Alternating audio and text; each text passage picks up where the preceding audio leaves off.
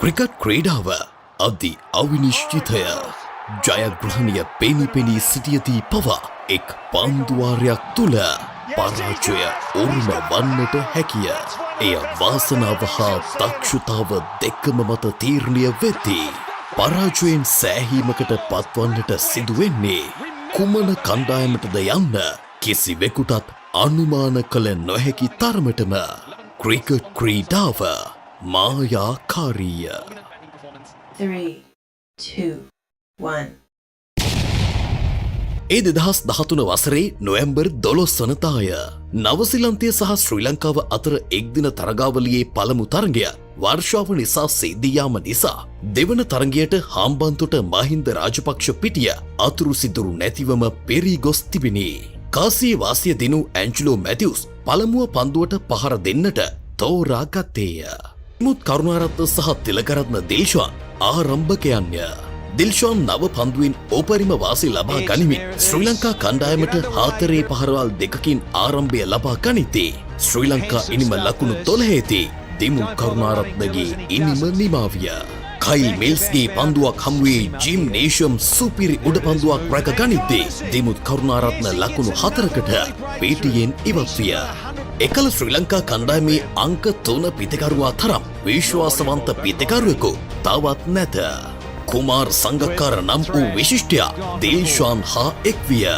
කවදත් සෙමින් ඉනිම අරබන සංඝා ආරක්ෂාකාරී වෙද්දී දිල්ෂාන් තමන්ගේ පිත්තේ හතරේ පහරවල් කිහිපයක් සමග ශ්‍රී ලංකා ලකුණු පුවරුව ඉහළ දමන්නට විය.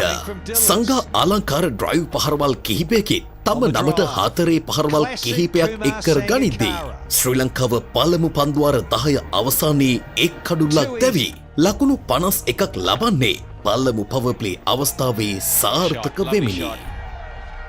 Straight down the ground, too full. Poor delivery. This is what I was talking about. Easy pickings for Kumar Sangakkara. එතෙන් පටන් ඉනිම ගෙන යන අයුරු ඩිල්ෂාන්ට සහ සංඝාට ආමුතුවෙන් කියන්නට දෙයක් නැත.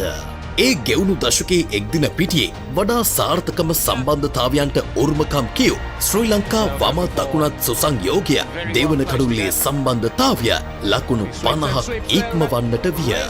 පන්දුවාර ගෙවීමත් සමගම සංඝා ටිකෙන් ටික පිටිය පුරා පහරවල් මවද්දී නවසිලන්ත පන්දු යවන්නන්ට කිසිදු පිළිතුරක් සොයා ගැනීමට නොහැකි විය.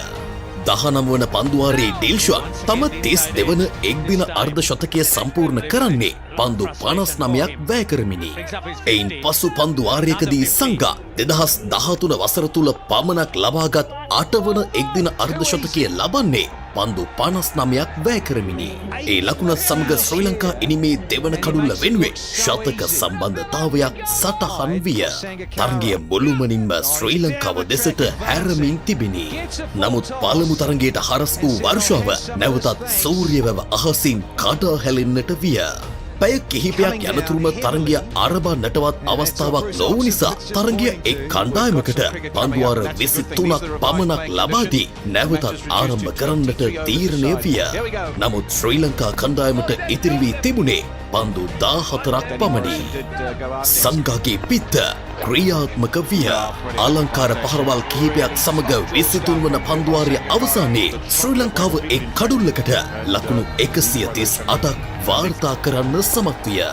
දිල්ෂාන් පන්දු 72කදී හතරේ පහර 9ක් සමග නොදැවි ලකුණු 55ක් රැස් කර ගනිද්දී සංඝා පන්දු 59ක් තුල ලකුණු 71ක් රැස් කළේ තමන් දිගින් දිගටම නවීන තරග රටාවට ගැළපෙන බව පෙන්වමිනි.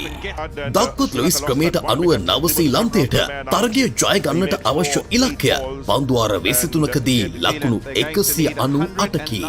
කුලසේකරගේ නව පන්දුව ක්‍රියාත්මක විය. දෙවන පන්දුවාරයේ පිට පන්දු දෙකකදී ඇන්ටන් ඩේවිඩ් සහ රොබ් නකොල්ගේ කඩුළු දෙක දවාගත් කුලේ ලංකාවට සාර්ථක ආරම්භයක් ලබා දෙන්න සමත් විය. ආරම්භක පිතිකරු ටොම් ලේතම් හා එක්වූ බ්‍රාන් එලියට් නවසිලන්ත ඉනිම පන්දුවාර 6කදී ලකුණු 33ක් දක්වා රැගෙන ගියා. සජිත්‍ර සේනානායක තම පළමු පන්දුවාරයෙන්ම එලියට්ව ස්ටම්ප් කිරීමකට හසු කරගන්නේ නවසිලන්ත 3 වන කඩුල්ලක් හිමි කර ගනිමිනි. නමුත් දිගින් දිගටම නවසිලන්ත නවසීලන්තය වෙනුවෙන් සටන් වැදුණු නැත. ඩිල්ෂාන්ගේ පන්දු වාරයකදී පිට එල්ල කළ 4-5-3ක්ද සමග නැවතත් නවසීලන්තය තරගයට කැඳවන්නට විය. ඔහුට සහයට පැමිණි කොලින් මුන්රෝ 6-5ක් සහ 4-5ක් සමග වේගවත් ලකුණු 15ක් ලබා ගත්තද ඔහුද සචිත්‍රගේ ගොදුරක් බවට පත් වූයේ නවසීලන්ත හඹායාම තවත් අඩපණ කරමිනි. අංක 6 පිතිකරු ලෙසින් පිටියට පිවිසුනේ කඩුළු රකින්න ක්‍රීඩක ලුක් රෝන්කිය. ටොම් ලැතම් කිසිදු ආකාරයකින් තම වේගවත් ඉනිම නවත්වන සීයාවක්වත් නොවීය. පන්දු 45කදී තම අර්ධ ශතකය ලැබූ ඔහු දංගපන්දු යවන්නන්ට එරෙහිව වේගවත් වෙද්දී ශ්‍රී ලංකා කණ්ඩායමේ ප්‍රධාන තුරුම්පුව වූ ලාසිත් මාලිංගගේ පළමු පන්දුවාර 3ට ලකුණු 27ක් උතුරා ගන්නට ලුක් රෝන්කී සමත් විය. පන්දුවාර 17ක් අවසානයේ නවසීලන්තය කඩුළු 4කට ලකුණු 131කි. ජයග්‍රහණය සඳහා පන්දු 36කදී ලකුණු 67ක් අවශ්‍ය විය. ප්‍රබල ශ්‍රී ලංකා පන්දු යැවීම හමුවේ ටොම් ලැතම් සහ ලුක් රෝන්කී අභියෝගය බාරගෙන තිබිණි. කුලසේකර යවූ 18 වන පන්දුවාරයට ලකුණු 17ක් උතුරාගත් නවසීලන්තය තරගයේ ශ්‍රී ලංකාවට පීඩනය එල්ල කරන්නට විය. ලාසිත් මාලිංගගේ සුපිරි 20 වන පන්දුවාරයට ලකුණු 4ක් පමණක් ලබා ගන්නට සමත් වූ නවසීලන්තයට පන්දුවාර 3කදී ලකුණු 37ක ඉලක්කයක් හිමි විය. එයින් පසුව එළඹුණු කුලසේකරගේ පන්දුවාරය තරගය මුළුමනින්ම ශ්‍රී ලංකාව අතට ලබා දෙන්න හේතු විය. පන්දු 26කින් ලකුණු 49ක් ලබා සිටි ලුක් රෝන්කී සහ පන්දු 68කදී ලකුණු 86ක් ලබා සිටි ටොම් ලැතම් දෙදෙනාම පන්දු 4ක් තුල දවාගත් කුලසේකර ශ්‍රී ලංකාව තරගයේ ජය පෙනෙන මානයට රැගෙන එන්නට සමත් විය. ලාසිත් මාලිංග 22 වන පන්දුවාරය ලකුණු 12කට සීමා කළ අතර අවසන් පන්දුවේදී නේතන් මැකලම් ලැබූ 4-5ක් සමගින් නවසීලන්ත අවසන් පන්දුවාරයට ලකුණු 20ක් ලබා ගන්නට ඉතිරි විය. පන්දු යවන්නා රංගන හේරස්ය ජිම්නේෂම් සහ නේතන් මැකලම්ට අභියෝගය බාර වී තිබිණි. පළමු පන්දු දෙකටම ලකුණු 3කි. අවසන් පන්දු 4ට ලකුණු 17ක් අවශ්‍ය වූ අතර නේතන් මැක්ලම් රංගන හේරත්ට මොහුණ දීමට සූදානම්ය. තුන්වන පන්දුව එක්ස්ට්‍රා කව කලාපයෙන් 6 සීමාවට එපිටින් පතිත වූයේ නවසීලන්තයට අවශ්‍යම ලකුණු 6ක් ලබා දෙමිනි. හතරවන පන්දුවත් එම ස්ථානයෙන්ම වරක් බිම පතිත වී ඇදී ගියේ නවසීලන්ත ඉලක්කය පන්දු 2ක් තුල ලකුණු 7ක් දක්වා අඩු කරමිනි. වහාම ක්‍රියාත්මක වූ රංගන හේරත් තම පන්දු යැවීමේ අන්තය මාරු කළේය. නමුත් නේතන් මැකලම්ට අවශ්‍ය වූ රිද්මය පැමිණ තිබිණි. පන්දුවාරේ 5 වන පන්දුවත් මේඩෝෆ් කලාපයට ඉහළින් 6 සීමාවට ඇදී ගියේ ශ්‍රී ලංකා ප්‍රේක්ෂකාගාරයම නිහඬ කරමිනි. තරගයේ ලකුණු සමය අවසන් පන්දුවට 1 ලකුණකි. නමුත් නේතන් මැකලම්ගේ පිත්ත ඕනෑම පන්දුවකට සූදානම්ව තිබිණි. අවසන් පන්දුවටත් මේඩෝන් කලාපයට ඉහළින් 6-5ක් ගැසූ නේතන් මැකලම් අනන්තයේ තිබුණු ජයක් නවසීලන්තයට බාර කරන්නේ සමස්ත ක්‍රිකට් ලෝකයේම බලා සිටියදීය. පන්දු 9ක් පමණක් වැය කරමින් ඔහු ලකුණු 32ක් ලබා තිබිණි. අධි අවිනිශ්චිත ක්‍රිකට් ක්‍රීඩාව තුළ මෙවන් පරාජයන් අත්විඳීම කිසිවෙකුටත් වැළැක්විය නොහැක.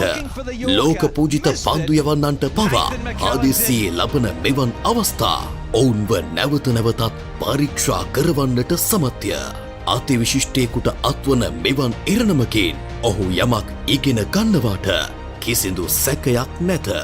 ඔහු නැවත එවන් සිදුවීමකට ඉඩ නොතබන වාටත් කිසිදු සැකයක් නැත. පන්දුවාරයට ලකුණු 25ක් බේරගන්නට නොහැකි වූ පන්දු යවන්නාගේ සිට 2014-2020 ලෝක කුසලානේ ලකුණු 3කට නවසීලන්ත පිතිකරුවන් 5 දෙනෙකු නැවත ක්‍රීඩාකාරයේ ඉන්ද වූ රංගන හේරා විශිෂ්ටයෙකු වන්නේ ඒ නිසාය.